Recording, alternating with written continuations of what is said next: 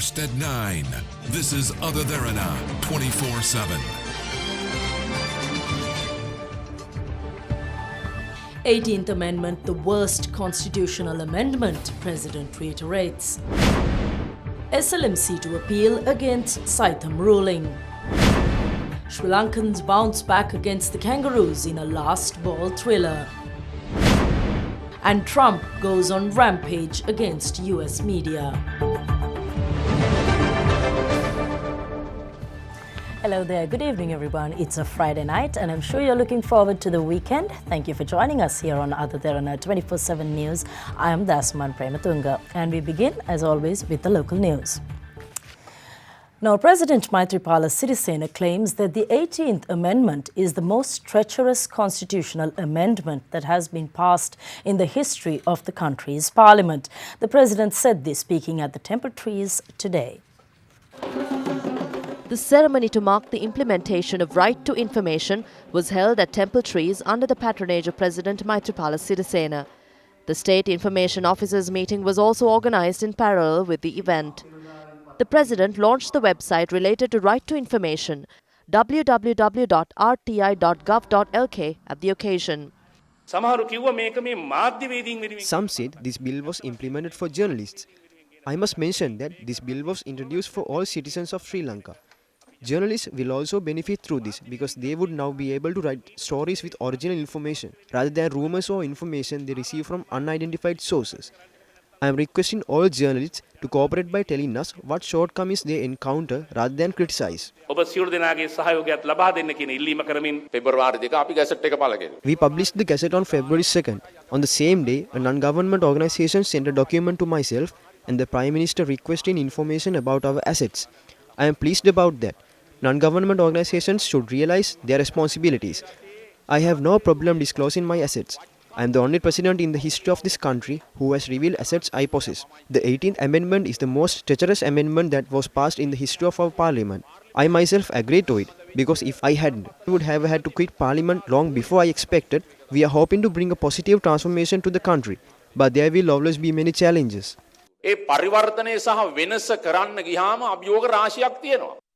Meanwhile, during a meeting with heads of state departments, President Maithripala Sirisena instructed officials to provide a monthly allowance of 10,000 rupees per month to the farmer community affected by prevailing droughts. Prime Minister Ranil Wickremesinghe says that Sri Lanka is ready to initiate discussions on ensuring peace and free maritime movement in the Indian Ocean region. Prime Minister Wickremesinghe said this delivering an oration at the Law Faculty of Deakin University in Australia. Around 700 scholars and other invitees were present. Now, in his keynote address, Prime Minister Ranil Wickremesinghe emphasized the importance of paying attention to the security of the Indian Ocean maritime route due to rising sea piracy. He also called for a mechanism to secure the Indian Ocean region, suggesting to hold a discussion between regional countries, the UN Security Council and regional shipping companies.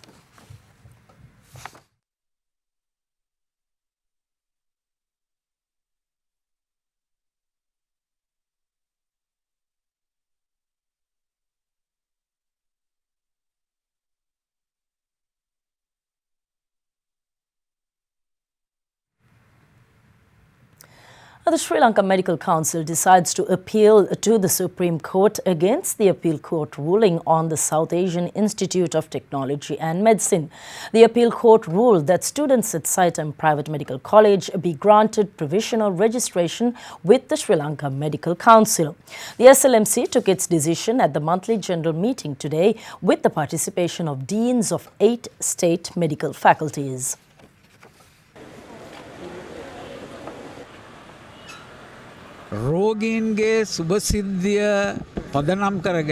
Considering the lives of patients a priority, we decided to reject the ruling given by the Court of Appeal on January 31st. We also decided to appeal to the Supreme Court to give a more meaningful decision considering the lives of patients.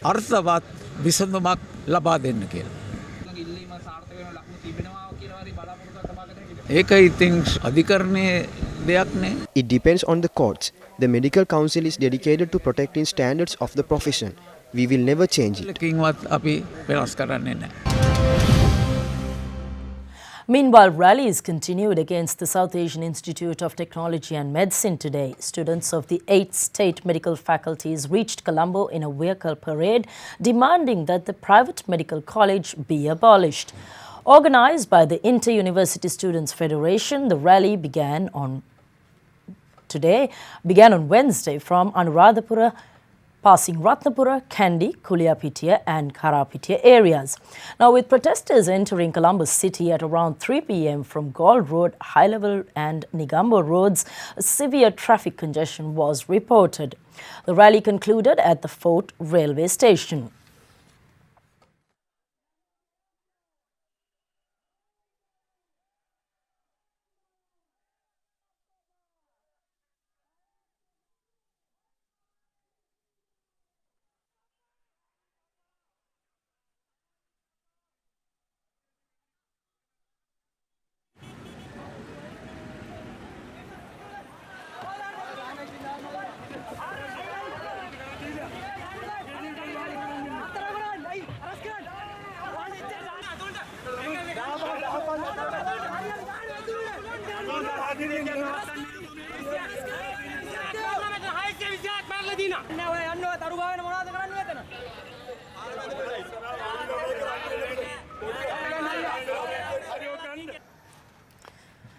The report of the Delimitation Committee has been received by the government printer and is to be gazetted soon. Local Government and Provincial Councils Minister Faiza Mustafa handed over the final draft of the delimitation report to his Ministry Secretary this morning. The final draft of the delimitation report, with signatures of all 5 members of the committee, was handed over to Minister Mustafa on the 17th of January. However, submitting the report for publication as a gazette was delayed for a month due to technical errors.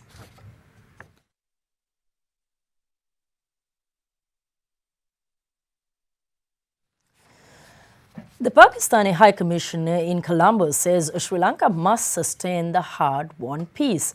He was speaking at the awards ceremony of the Gamini Disanayaka Technical and Vocational Training Centre. 194 students who completed technical and vocational courses were awarded with the certificates at the award ceremony. Minister of Plantation Industries Navin Disanayaka was also present at the event. I urge you to look at the new trends that are happening in the world, in the field of technology, in the field of education, and always upgrade yourself, because that is essential in life. This is a blessed country. This country does not have the crushing pressure on human lives as it is in the rest of the world. This is a very peaceful country. The peace you will have achieved at a huge cost and a great success. And I hope it is maintained. Former Defence Secretary Gotabaya Rajapaksa says that he is disappointed with the pattern of political revenge by the incumbent government. He said this speaking to the media after appearing at the Financial Crimes Investigation Division today. The former Defence Secretary was summoned to the FCID today and was questioned over the deep deposition of gold at the Sandahirusaya in Anuradhapura. Certain parliamentarians representing the joint opposition were also present at the FCID premises. The former Defence Secretary said that he was questioned as to how the gold was taken from the customs. Responding to questions by journalists, he said that he had no plans to contest the next presidential election as claimed by several. But it is a decision for the people of the country to make, he said.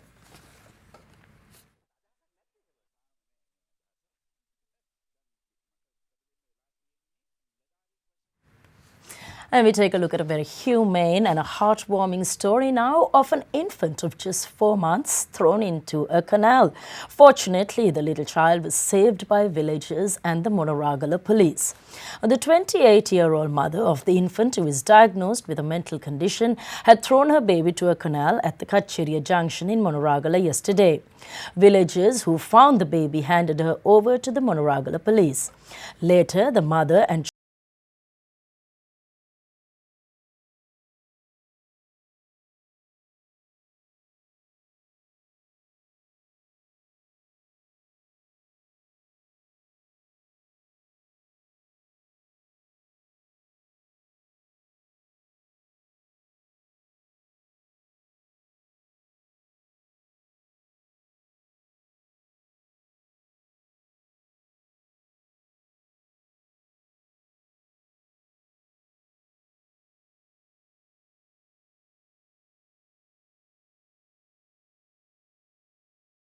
break now. Business News is coming up.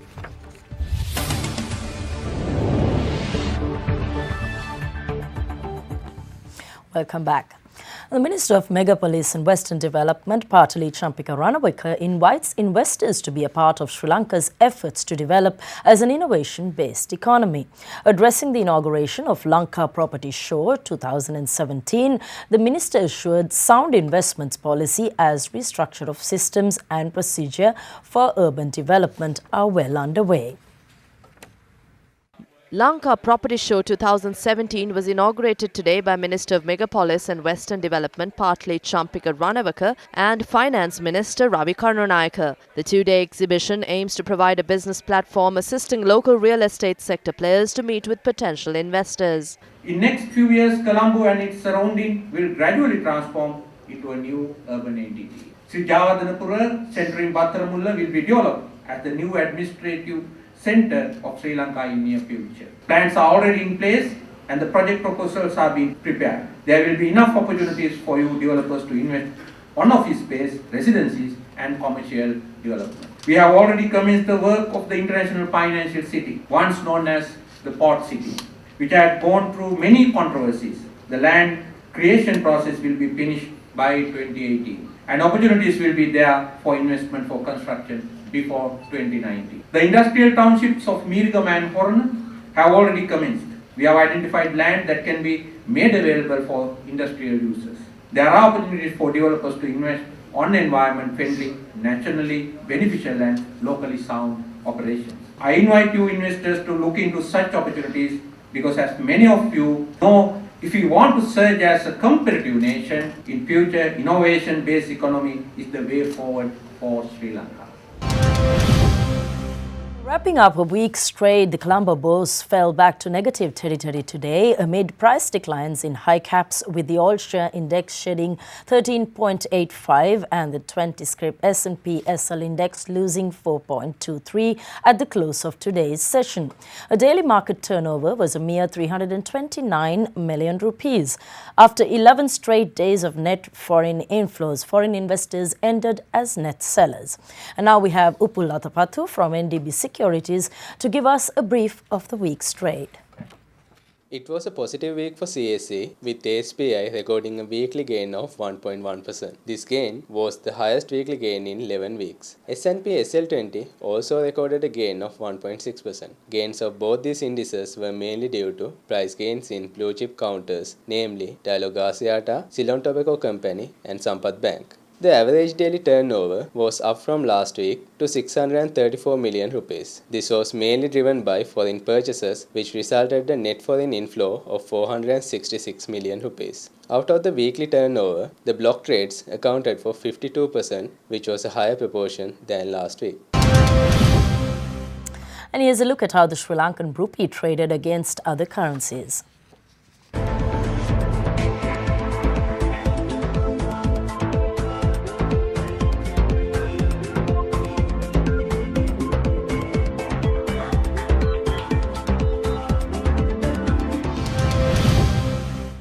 Let me take a short break now. Coming up, sports news.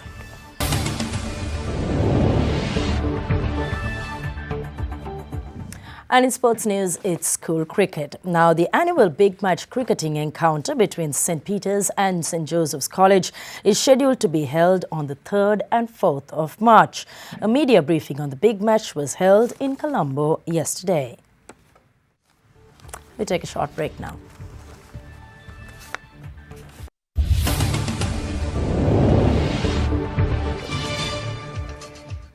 Still in sports news, less than 6 months after Rio de Janeiro hosted the first ever Olympics in South America, questions are being raised about a legacy that organizers promised would benefit the Brazilian city and its residents.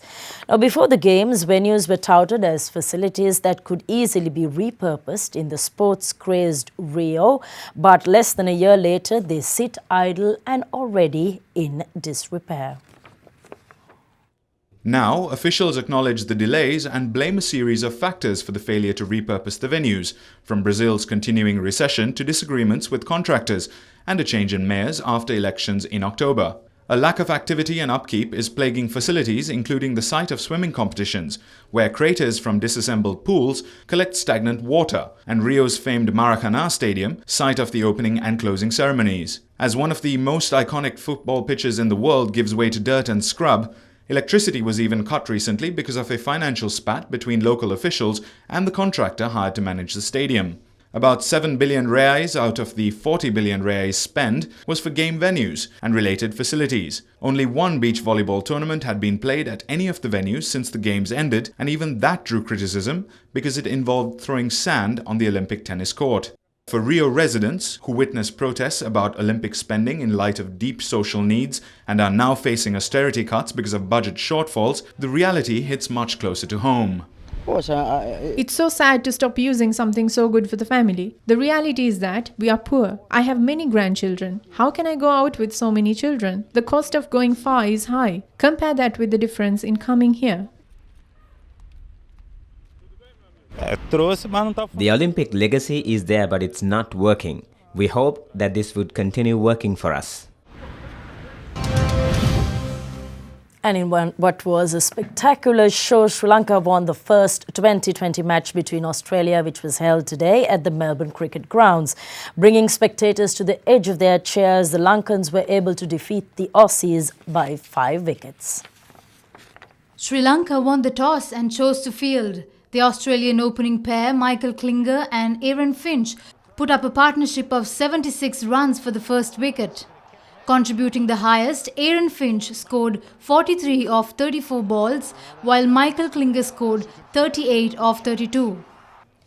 Travis Head scored 31 off 25, putting up a score of 168 for the loss of 6 wickets at the end of the 20 overs. Sri Lankan bowlers Lasith Malinga picked up 2 wickets for 29, while Vikum Sanjaya, Lakshan Sandakan and Asela Gunaratne picked up 1 wicket each. Chasing the score, the Sri Lankan opening batsman failed to put up a partnership since captain Upul Taranga got dismissed earlier by Pat Cummins. The opening batsman Niroshan Dikwalla, together with Dilshan Munavira, scored a brilliant 74 partnership in 41 balls.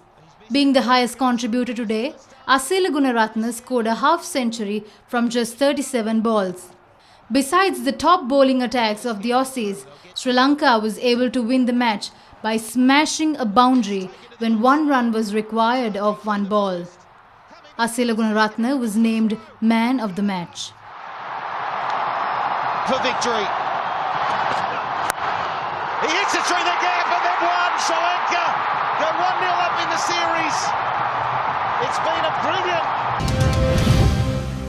Taking a look at some international news now, President Donald Trump described the start of his presidential career as the most efficient ever seen before and attacked the media as fake news in a media briefing never witnessed before in the White House.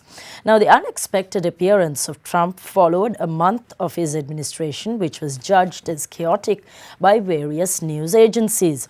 Donald Trump began the media briefing describing his first 4 weeks in office as the most efficient start of a U.S. administration ever seen and referred to rising job opportunities and a stock market that is on its highest level.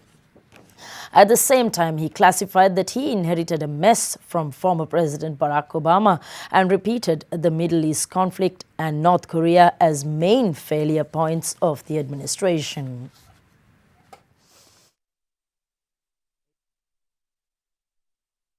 Are pouring out of the country. You see what's going on with all of the companies leaving our country, going to Mexico and other places. We're talking about its entrenchment.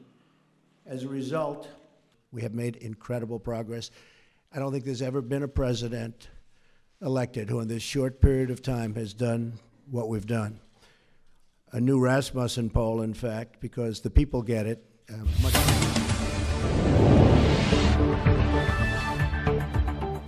And on to your weather report for tomorrow now. The rainy condition is expected to increase from tomorrow evening, particularly in the southern half of the island.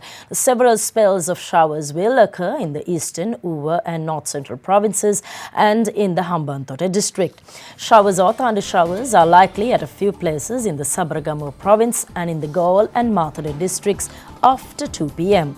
Fairly strong gusty winds are expected over the country and surrounding sea areas.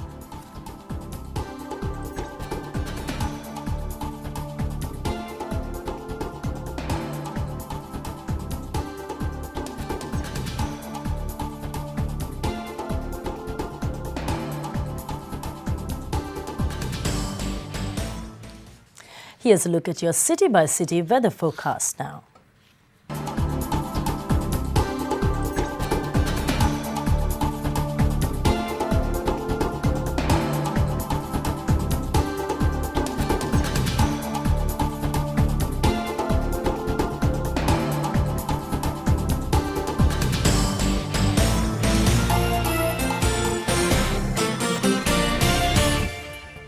And that's it on the news for tonight. Thank you very much for joining us. We hope you join us again on Monday. I would like to wish you a wonderful weekend.